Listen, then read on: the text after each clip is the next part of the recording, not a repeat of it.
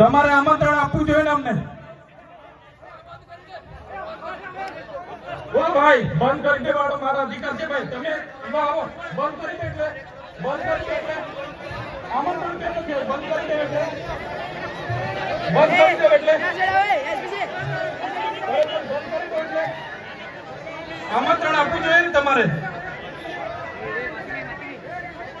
અમને તમે આમંત્રણ કેમ નથી આપ્યું ભાઈ? અમે ચૂંટાયેલા ધારાસભ્ય છે, અમને એક ફોન કોઈનો આવ્યો નથી. કલેક્ટર સાહેબની જવાબદારી છે. આ કોઈના કમલમના પૈસાથી કહા બિલ્ડિંગ નથી બની ભાઈ. કોઈ તો પછી પણ સાહેબ અમે તમારી રિસ્પેક્ટ કરીએ છીએ સાહેબ, ને દરેક સરકારના કાર્યક્રમમાં હું હાજર રહું છું.